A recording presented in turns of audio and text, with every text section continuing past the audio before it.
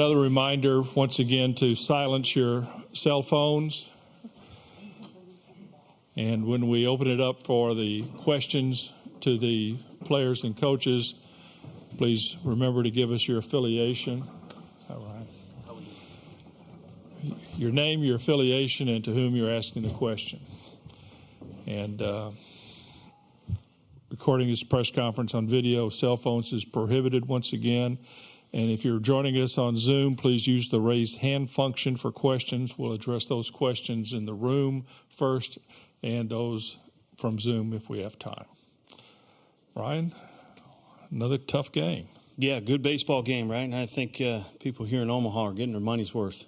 Again, when you're playing good clubs, and we knew coming into the game, this is obviously a really good team. A lot of power in the lineup. I thought for the most part we did a good job, but every mistake that we made, they were able to capitalize. And the biggest thing is I don't know that it was the home runs. They're going to get theirs. I mean, that's the way it's been for them all year long.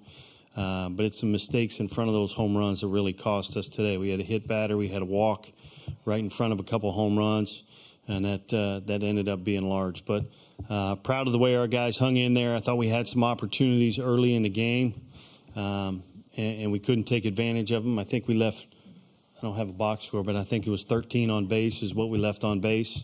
So we gotta make some of those count.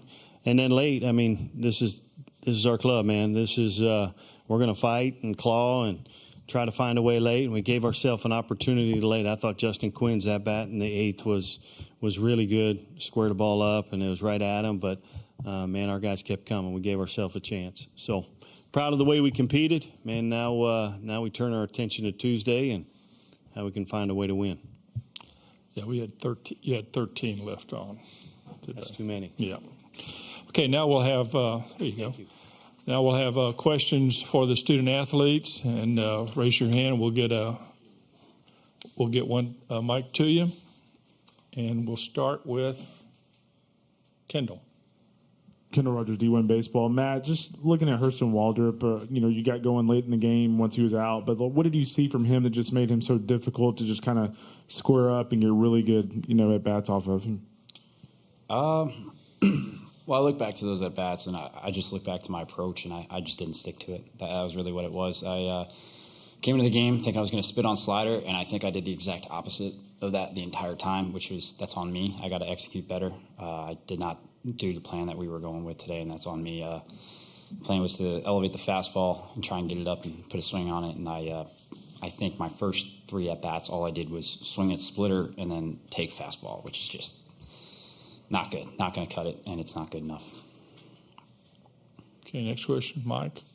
Mike Fan, Sirius XM. Matt, just with that, how difficult is it to pick up the rotation on that splitter? You can see it. You can see it. Yeah. No, he's a phenomenal pitcher. He really is. But you can see it, and I should have played better. Okay. Next question.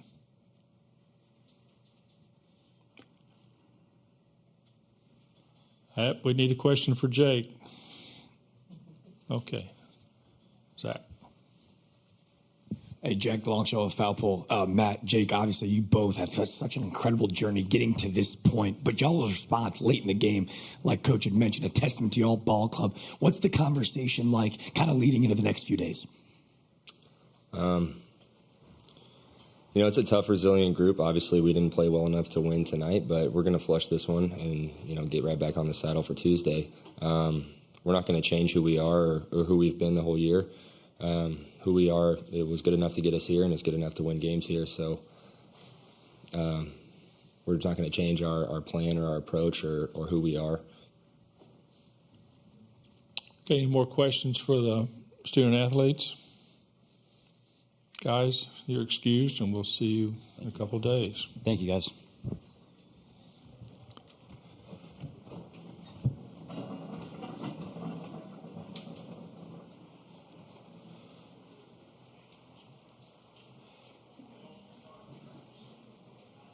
Okay, now we'll open it up for questions for Ryan. And, see, Grady, put your hand up. I'm going to call on you. Okay, Kendall. Kendall Rogers, D1 Baseball. Ryan, just kind of going back to Hurston Waldrop a little bit, what was kind of your plan of attack against him offensively, and what did you kind of see from him? How would you kind of evaluate him from afar? Well, first and foremost, it's good. It's really good for obvious reasons. It's a 4-pitch mix. He can command the zone. He's athletic. It's a quick arm. He's got deception. And as Hoagie says, every once in a while you know what's coming, and you're still not hitting it. You're not squaring it up. So, man, he's good. We knew coming in a couple things. Number one, you're going to have trouble putting a bunch of base hits together against that guy and scoring a bunch of runs. We were going to try to make him a little bit uncomfortable, whether that be with the bunt game or the run game. Try to take certain pitches away from him at times. And, the score got a little lopsided early, so it takes some of that out of play a little bit, and we weren't able to do that. We had some opportunities early. The first couple innings, I thought our guys had good at-bats through those first couple innings, but, man, in the middle of the game there, he settled in, and, man, he was really good. When you start landing the breaking ball and the changeup for a called strike, it's a game changer. When he was able to do that and settle in, man, that's as good as it gets. Okay, Jake. Jake McKeever, College Baseball Central. Coach, Florida likes to hit the long ball on every pitch. It seems like they have a tendency to do that. How do you scout against a team like that?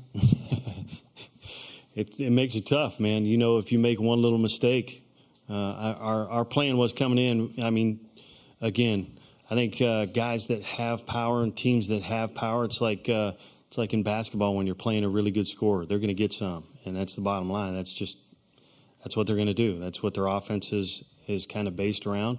But what we knew we needed to do was no free passes. We couldn't afford to do that, and we had to play clean defensively.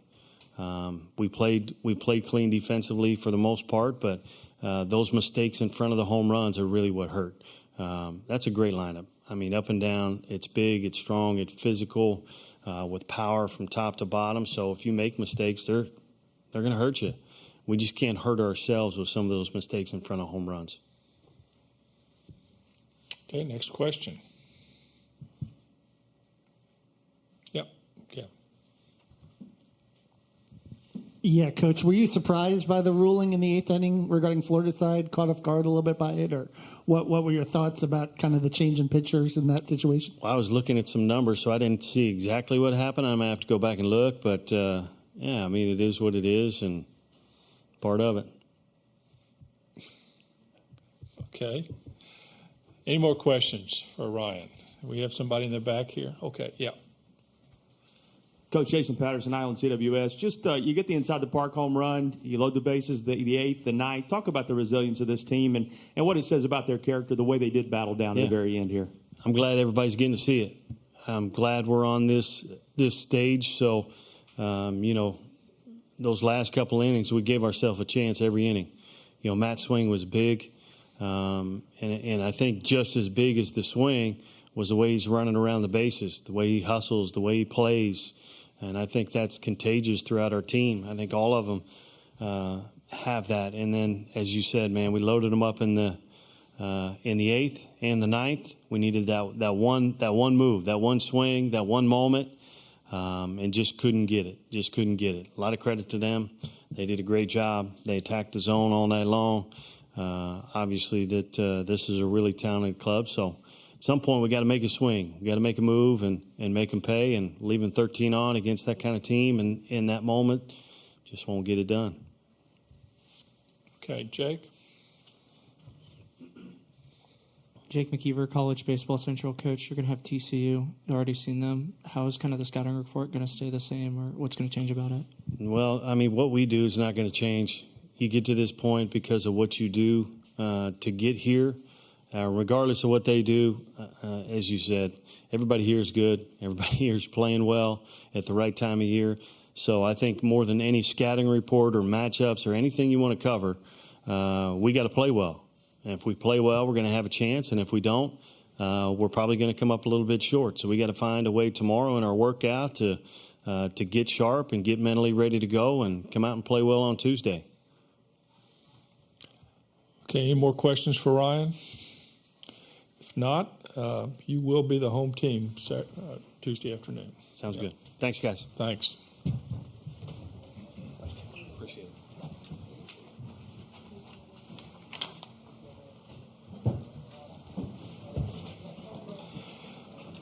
Need to remind you that Hammond Communications will post a recording of this press conference at the NCAA Digital Media Hub at ncaa.veritone.com. Transcripts are provided by ASAP, and they'll be posted shortly.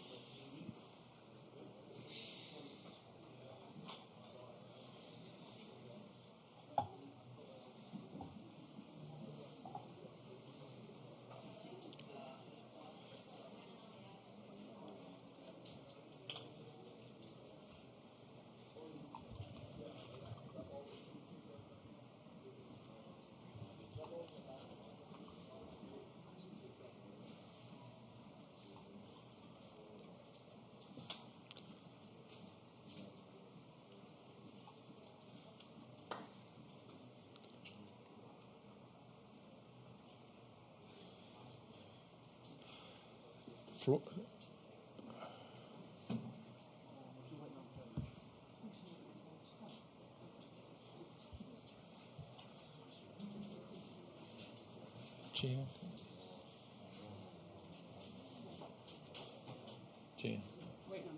Florida's next game is Wednesday afternoon. Yes. Wednesday afternoon. Yeah, they're 2-0. They're 2-0. No. Wednesday afternoon.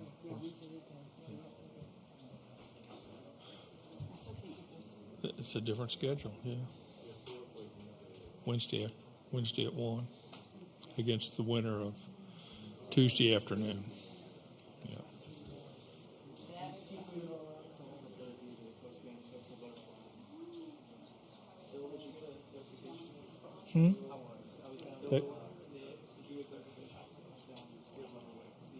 We were trying to get a pooled reporter into. We were trying to get a pooled reporter set up. They're working on that.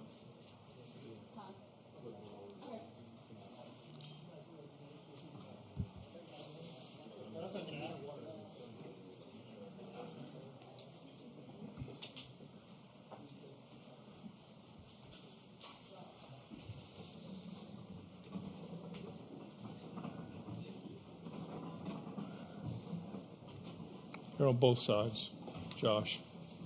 They're on both sides.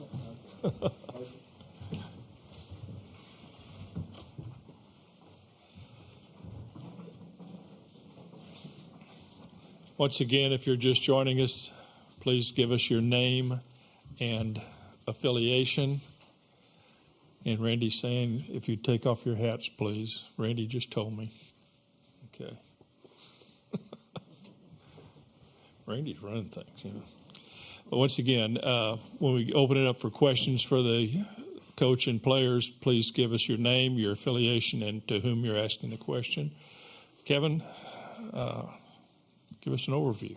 Well, obviously, it was a really well-played game. Came down to obviously the last out there in the ninth. And, starting on the mound with Hurston, he was outstanding tonight. I think he had struck out 12 over 6. And offensively, we hit some home runs early, get us to a 5-1 lead. And then we knew Earl Roberts was going to be really difficult to deal with. They got an older lineup, but obviously Kate came in there at the end and shut things down for us. So we're excited about being 2-0 and looking forward to playing on Wednesday.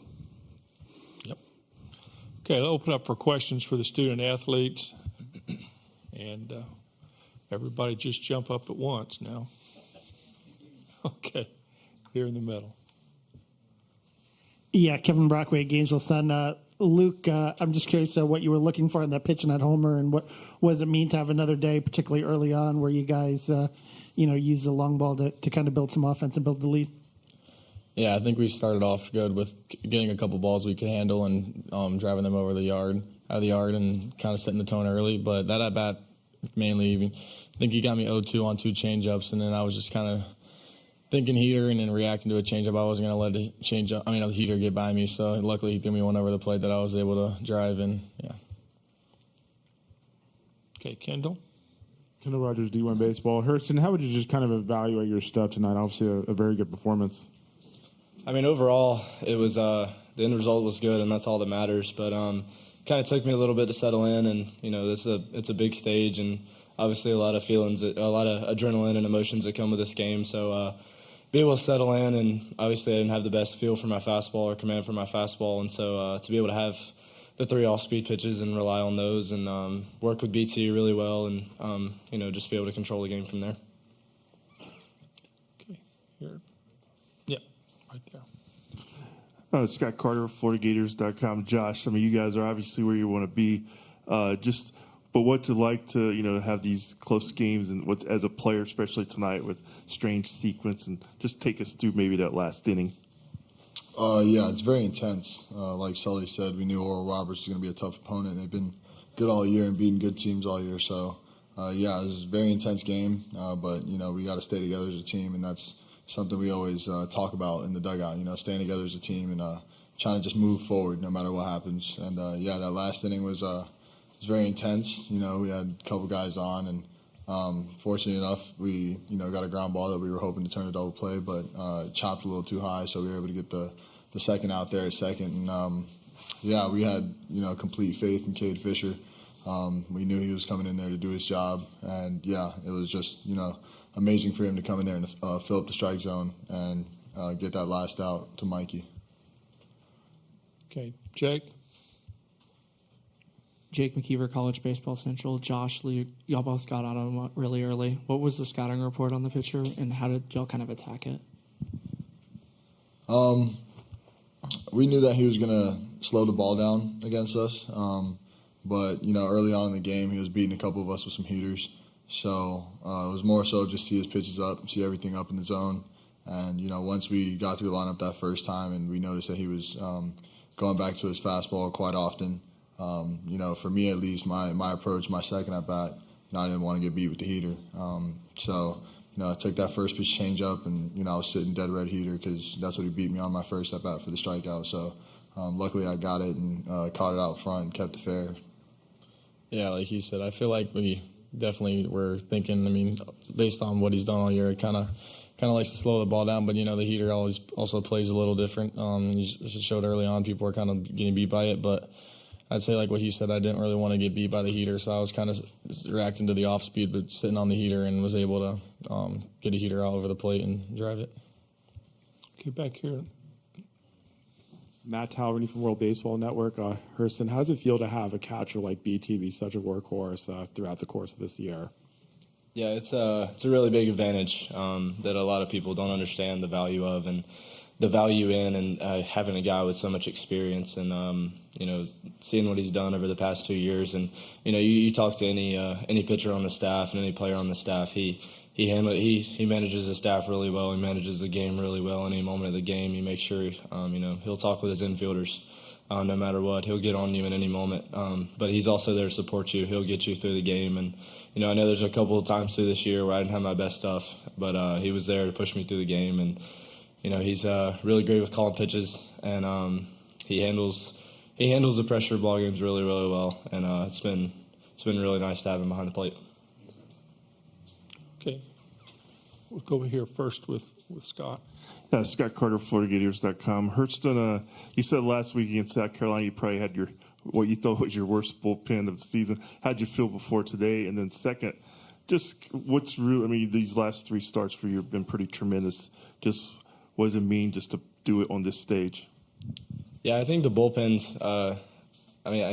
A lot of starting pitchers probably say this, but the pregame bullpen's one of those things where you don't really put much stock or thought into it. It's kind of one of those things where you feel your pitches, like you feel the spin, and kind of get a feel for the body. How are you feeling that day? But at the end of the day, it's all about stepping on the mound for the first pitch of the game, and just going from there, forgetting everything that's happened before that.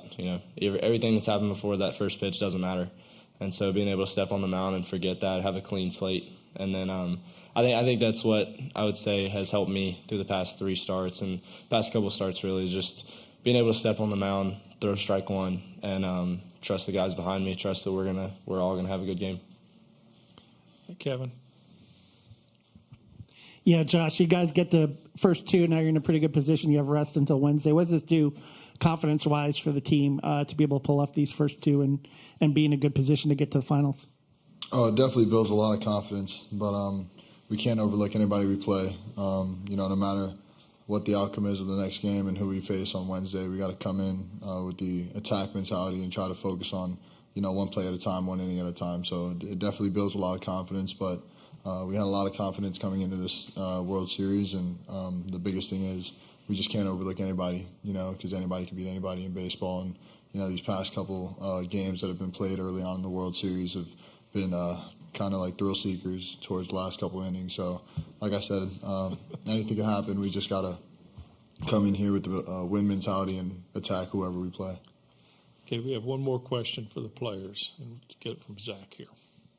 Jake McKeever, College Baseball Central. Josh, Luke, there were a lot of weird plays this aspect where the game kind of stopped for a second. How did y'all kind of stay locked in those moments? The only thing you can do in those moments is, push them to the back of your mind and just focus on what's next. For instance, that inside the park home run, you got everybody going crazy in this, wonderful, loud stadium. It's tough to kind of figure out what's going on. And, we made some mistakes defensively, setting up that play. So we just got to learn from that and, move on. And, just like my error when, I missed the ball and they got closer to, tying the game up and stuff like that. You just got to move forward because, you can't dwell on what happened in the past. If you do, bad things are just going to come rolling down. So we just got to keep our head on a swivel and move on to the next play. Yeah, like you said. If you want, go ahead and comment. I feel like you just got to just be able to move on from those. I mean, if you kind of let that hang in the back of your mind, it's not going to put you in a position to have success for the next couple of plays that are coming your way. So I think you just got to be able to move forward on those, and because the ball's always going to find a way back to you. So being able to forget about that is just going to put yourself in the best situation to be successful. Okay. Thanks, Matt. That'll be it for the players. Thanks. And we'll see y'all. Take 2 days off, okay? Thank y'all. Thank you.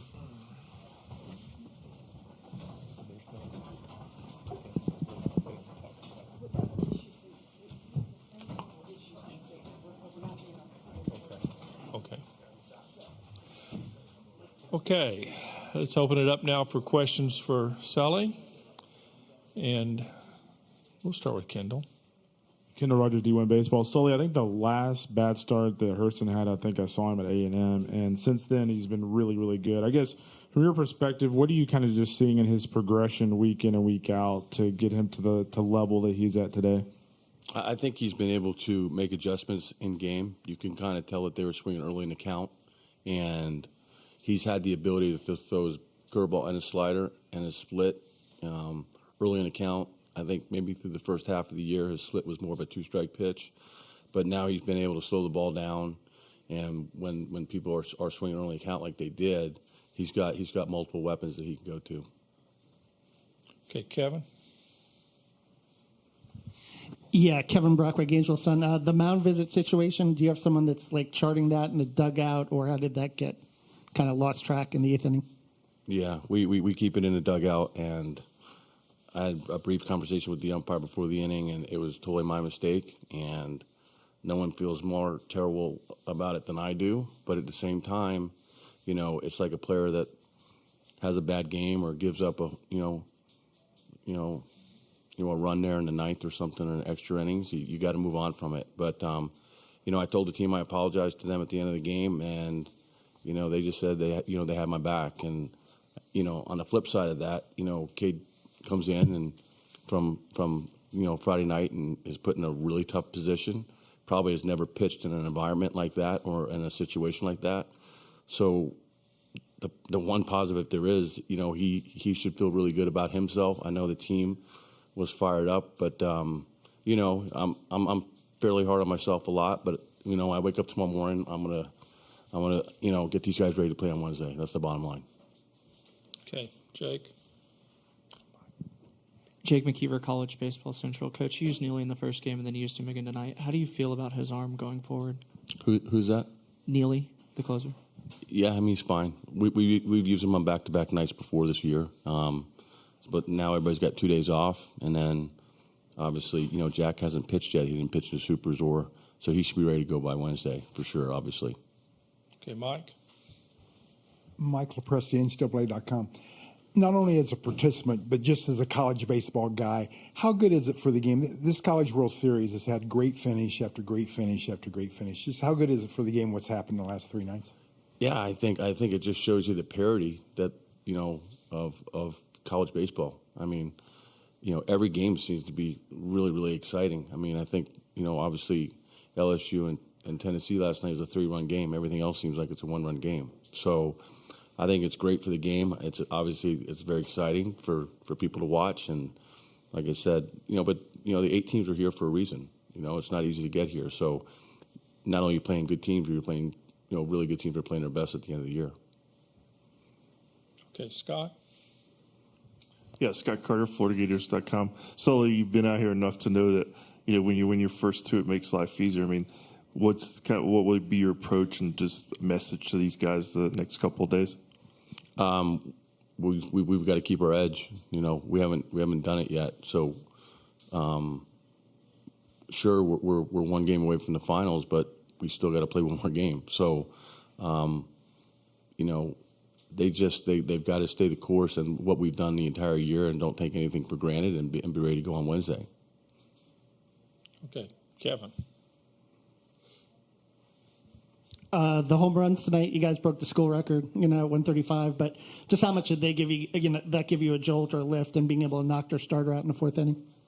Yeah, I mean, you'd like to at some point maybe we get a couple guys on and hit a 3-run homer, so the solo ones. But certainly our team is built different this year than maybe it was some other years, and we've been fortunate to where the win, on Friday night the last 3 innings would start, to die down, and then tonight the win was in our favor as well. So, but we are prepared if we've got to change the way we score runs, and play a little, more hit and run and run the bases a little bit more aggressively and that type of thing to manufacture runs. We do have the ability to do that too.